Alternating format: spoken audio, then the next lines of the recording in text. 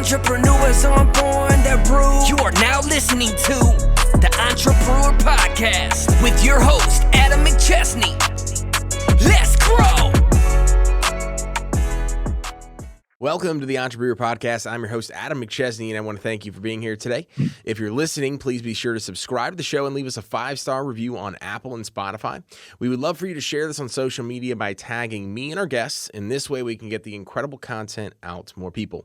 I've been excited for this episode since we booked it a while back. I've known this guy for about the last 18 months or so, and I'm a massive believer in leveling up and changing in all areas of your life in a very relatively short period of time due to the stories and journeys like today's guest, which we'll dive into here in a little bit. He is a plumber by trade, but really one of the brightest entrepreneurial minds I've met, especially when it comes to building a culture, branding, marketing, and much more. I met him through Apex and then actually got to meet him last summer speaking at an event just outside of Kansas City where he resides. And then after that, I ended up going to his event, which he threw, which we'll talk about, his community called Tradewinds later. And I was a speaker at that event. My guest today is Mitch Smedley. He is the president at Smedley Plumbing and also the host of the Void podcast and a mentor at Tradewinds. Mitch, welcome to the show. Hey, thanks for having me, man, and thanks for those kind words. Yeah, no, man, it's been fun watching your journey. I see your post all the time, and even like the stuff that I see sometimes will hit me in the face, and then I'll also see like some of the marketing ideas and just things that you're throwing out there. I'm like, man. But whether it's the little mini truck or it's the shirts or it's the dog bones, man, I just love your mind. Yeah. We try to have as much fun with the branding thing as possible. Yeah. It keeps it interesting and keeps it lively, but it also you kind of puts you into a position where it's like, well, we got to top what we did last time. So you're constantly searching for new ideas. Always got to raise the floor. Love it, man. Well, tell us a little bit, obviously I know quite a bit about you, but for those that don't know all about you, tell us a little bit about yourself, kind of how you got started in the entrepreneurial space, a little bit about your background, all that good stuff. Yeah. So I've been a plumber since 2001. So what is that? Like 22 years in the trade, 23 years in the trade, something like that. And a lot of my career was spent in management of other companies, managing their plumbing departments or starting their plumbing departments. And so in 2020, we decided to start our own company called Smedley Plumbing.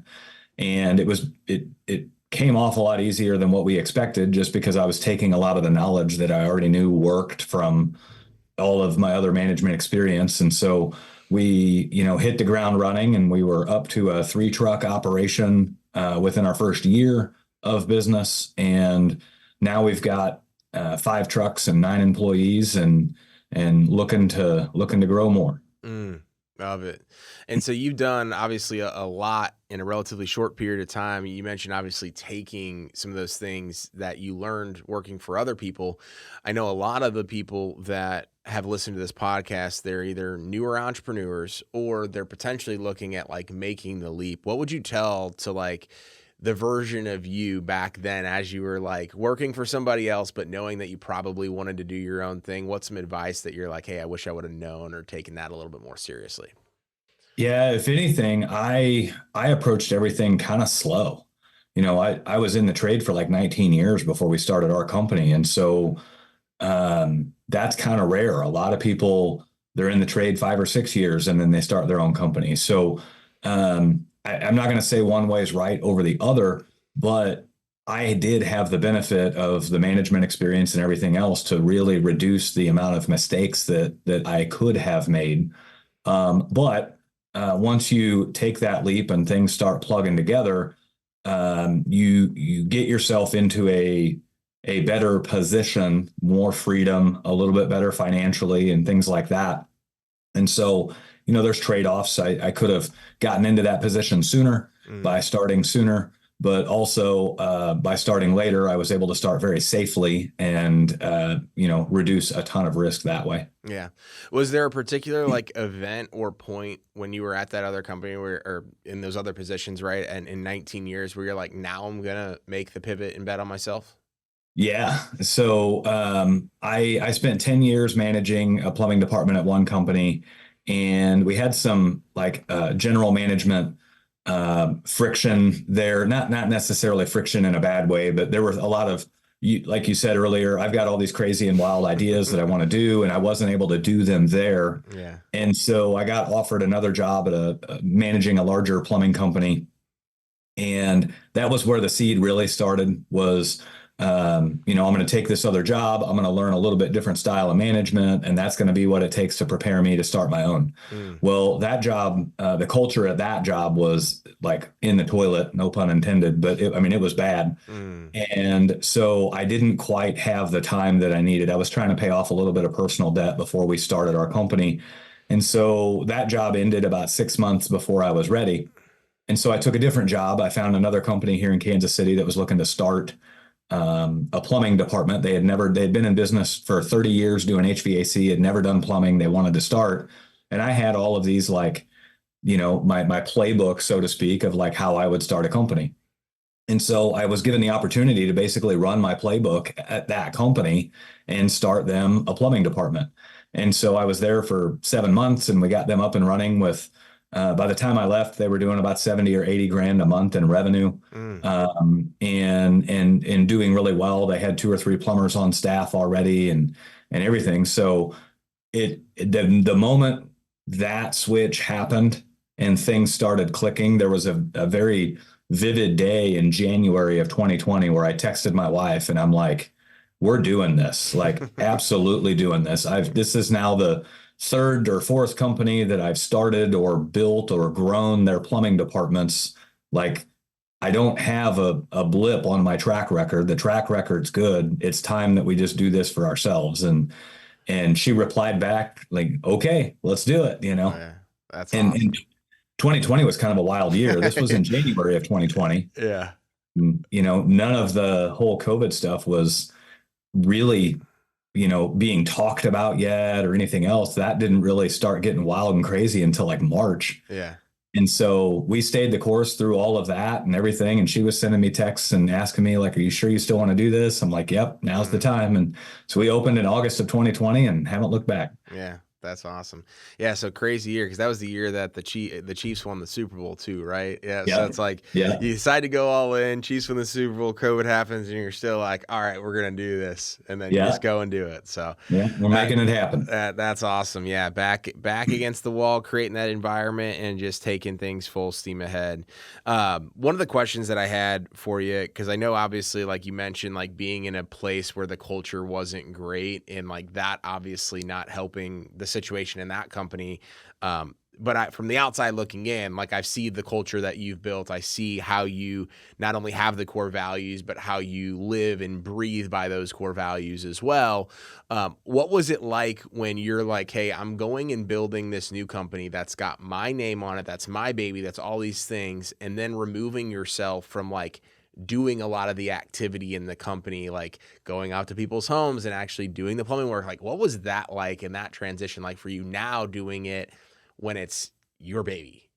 Yeah, so believe it or not, that like I'm really grateful for that horrible stint that I did at that other company for 18 months because they showed me how bad it can be. And when you know how bad it can be, it puts you in a position where you never want to go back to there. And especially if you're creating your own company, you get the choice to create whatever kind of company you want, Sure. And so as we were writing all of our business plans and everything for ours, great culture was part of it right out of the gate. And so that was kind of cool to be able to be inspired by such a bad opportunity and then be able to flip it around and say, because they were so bad, we will be amazing. And I don't want to, like, it's kind of weird. I don't want to give them too much credit for a lot of my inspiration, but they definitely get some credit for the inspirations that led us to do a lot of the things that we do in our company, because you watch somebody do it so horribly wrong and you just sit there and look at it like, it doesn't have to be that way. So let's just do it the other way. Yeah. Well, and I like what you talked about as well as like the culture aspect, or like what you learned from that other company where you're like, I don't know 100% what I want, but I do know what I don't want.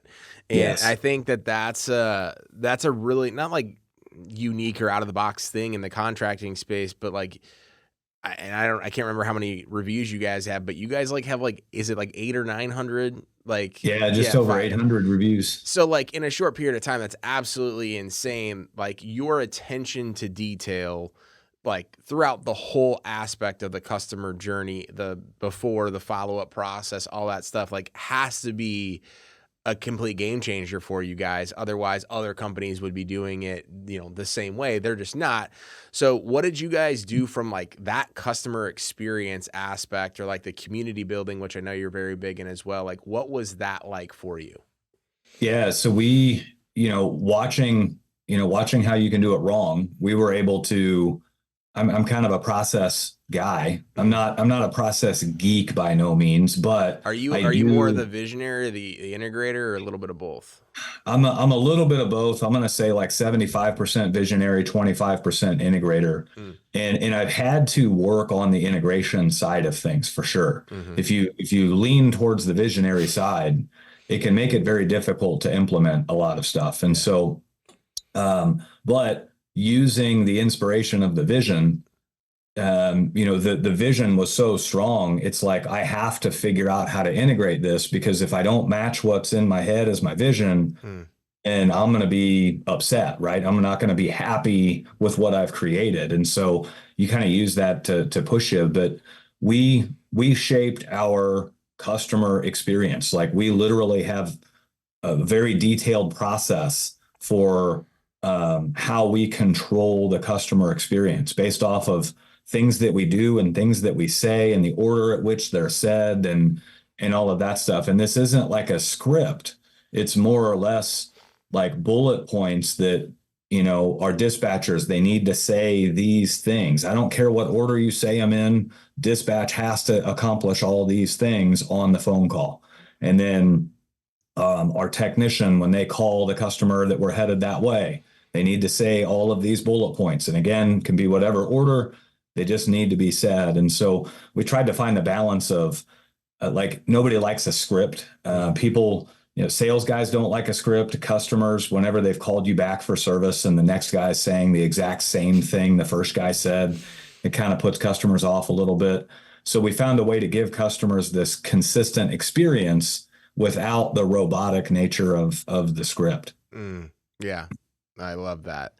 It's putting the customer first in not being so robotic about it, being very, very hands-on and understanding what people want and meeting them where they're at, which I love.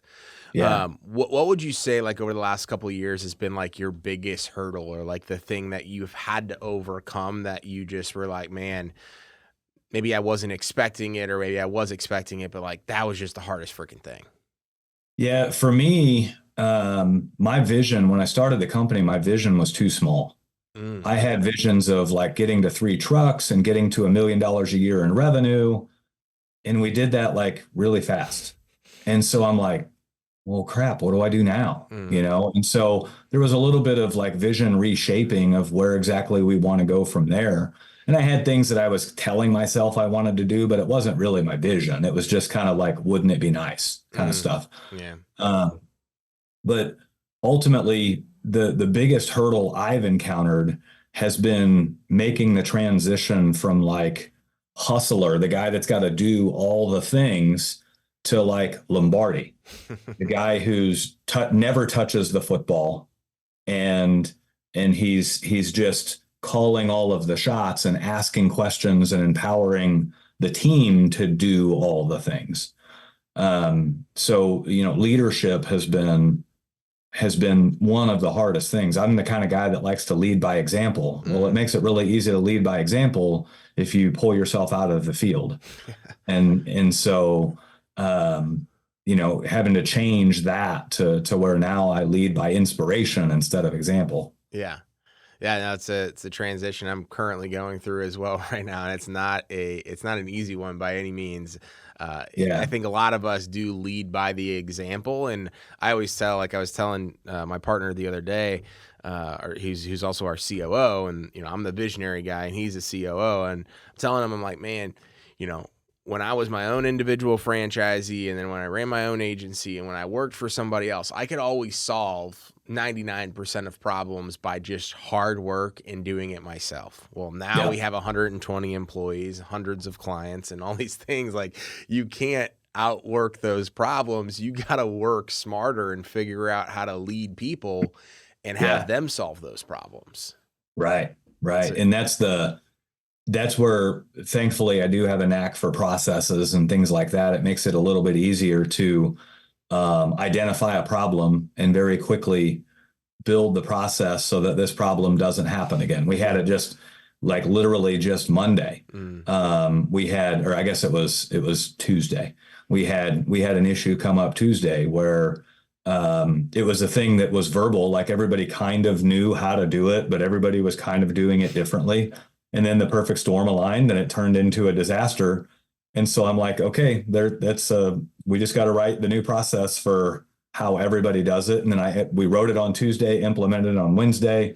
And then you get a little bit of pushback from your guys, well, I've always done it this way. And then another guy says, well, I've always done it this way. And I kind of let them all talk. And I'm like, that's exactly why we needed to make the process, because you did it your way and it worked, but you did it your way and it worked, and you did it your way and it worked. And the problem is everyone's doing it differently. And so we needed some consistency there. And usually that's how simple it is to identify where a process is needed. Yeah. No, it's I love how you walk through that process, especially with the employee pushback and letting them all, voice why they believe X, Y, and Z. Because I think that's one of the things that as you start to do these things, if you haven't done them already, one, you can just implement them and then try to get your employees on board and be like, no, it's this way or the highway. But usually when they talk out loud, they almost talk themselves into the reason behind why you actually need to implement the SOP or the process and the procedure. So, so love that.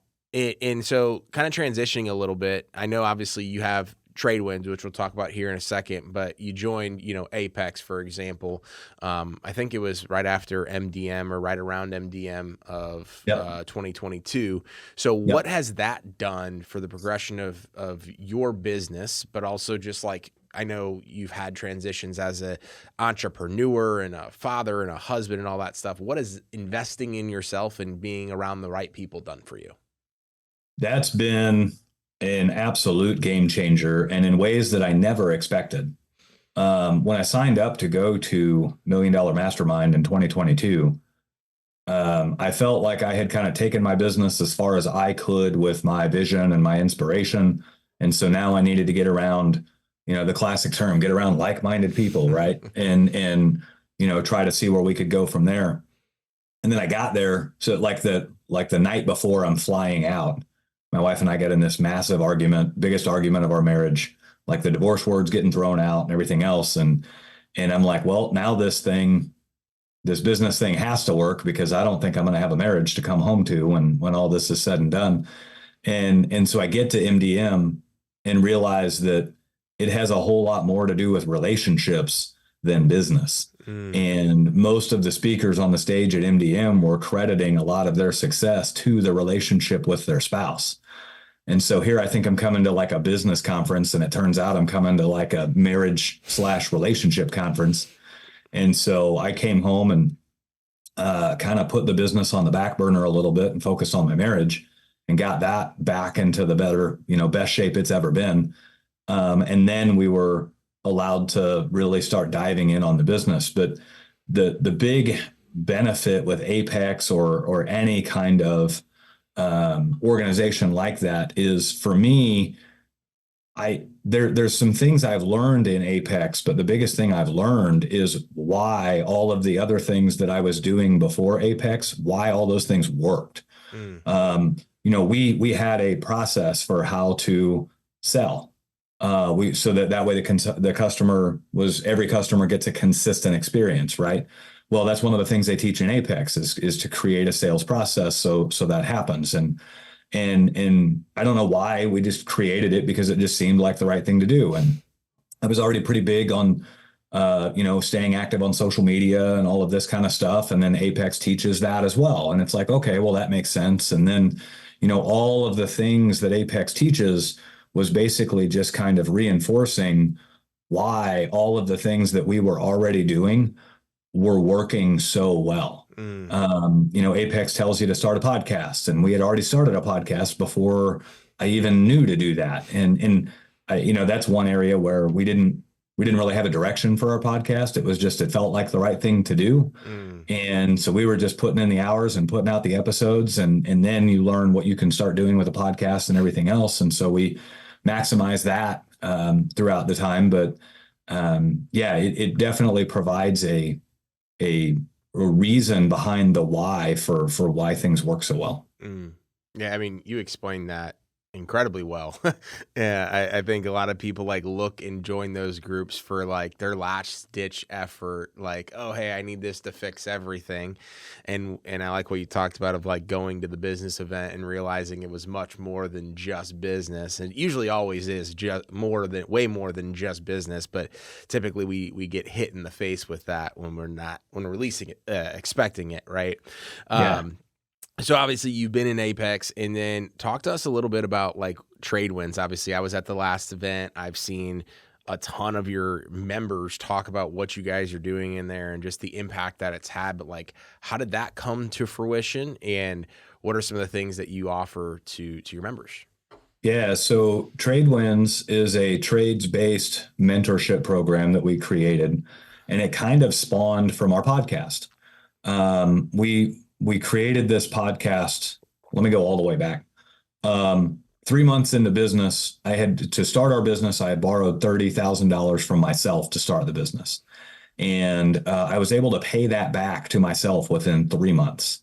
And I was paying myself a paycheck along the way. And so 3 months into business, the business debts are paid off and we're flush, and now we can start prospering.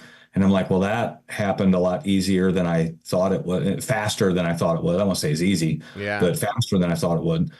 And so I thought, this process for me starting this business works so well, I should write a book to inspire other people that want to do this and give them the guidance in the direction that I used, right? And so I write this book, and then I realize tradesmen aren't typically known for being book readers. They don't read much. And so I just tabled it. I didn't really know what to do with it. I didn't want to go through all the costs of publishing a book and then have nobody buy it. And so then it dawned on me one day, I'm like, wait, they all have earbuds. They're all listening to music and podcasts and everything else on the job site. Like, let's take the book and put it in podcast form. So we created this podcast called The Void. And the first 9 episodes of the podcast are basically me reading the book. It's me reading the book in conversation form with my co-host. So then we just kept clicking off episodes, and we're very disciplined that we do an episode a week, every week. And I think now we're up to like 120 or 130 episodes or something like that. And all the episodes are 45 minutes to an hour at least. Some of them go hour and a half, 2 hours, just kind of depends. But every week we release a new episode. And about a year ago, we got approached by a company that wanted to sponsor our podcast. And so we took them up on it. They gave us this affiliate link. And within like 5 days of that episode dropping, there were like 7 people that signed up with this other company through our affiliate link. And the light bulb went off. It was like, holy cow. Like, these people not only are listening, but they do what we tell them to do. Like, this is cool. And we were already getting a ton of questions and everything from our listeners on the podcast. And so we decided, let's turn this podcast into like some of these questions you need.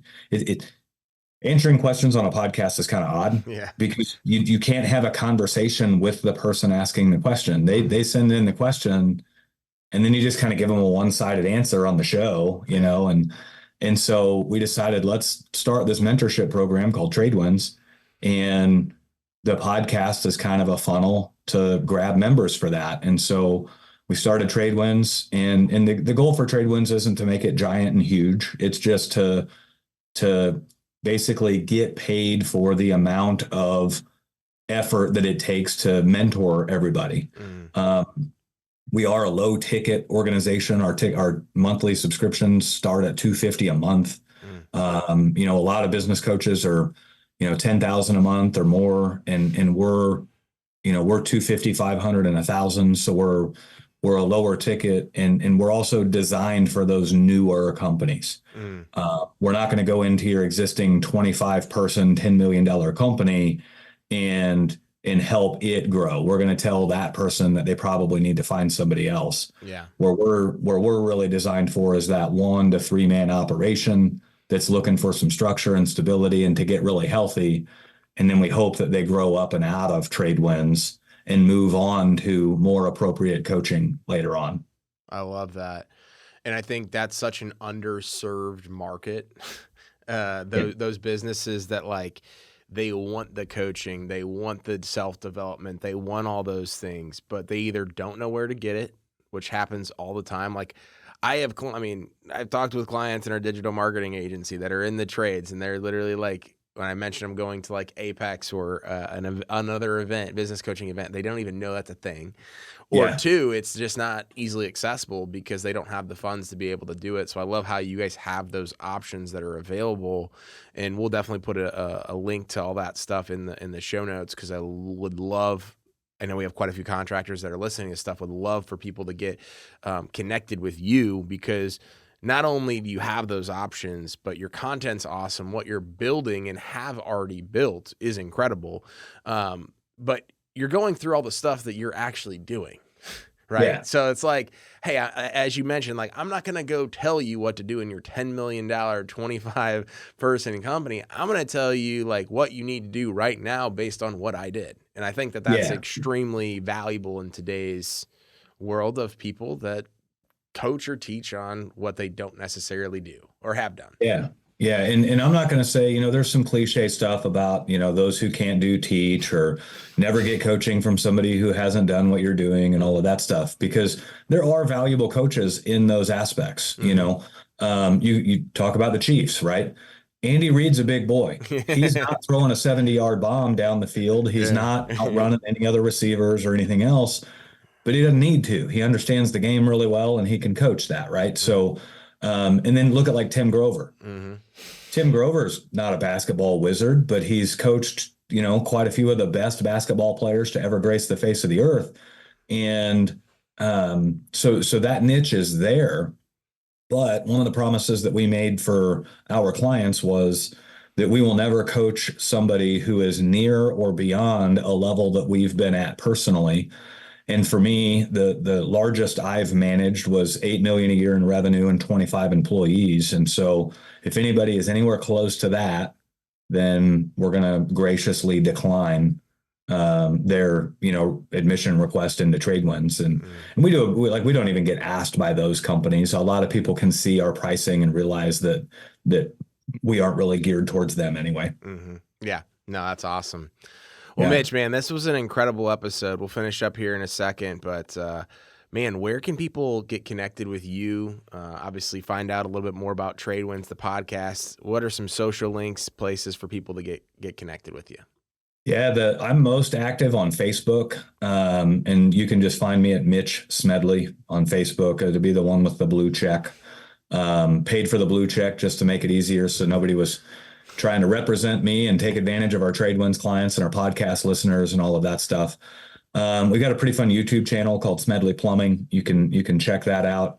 And then I do a little bit on Instagram. Facebook and Instagram kind of overlap, so a lot of it's just crossover stuff. But those are probably the biggest areas where they can find us. And then if you want to listen to our podcast, it's at Podcast The Void. That's how you find it on Facebook. But if you go to Spotify or iTunes, you just search in The Void. It'll be a white square with red letters. Awesome. We'll definitely have all that stuff in the show notes. I know there's going to be people that are interested in getting connected with you and learning more about what you have going on, Mitch. So thank you so much, man. This is a great episode. I appreciate you as always. Yeah. Thank you too, Adam. And I want to thank you again to the audience for tuning into today's podcast. Please be sure to subscribe, download, and share our content. Leaving a 5-star review goes a long way. We'll see y'all next week. And remember, entrepreneurs aren't born, they are brewed. I'm an entrepreneur. Entrepreneurs aren't born, they're brewed. Thank you for listening to Entrepreneurial Podcast with your host, Adam McChesney. Let's grow.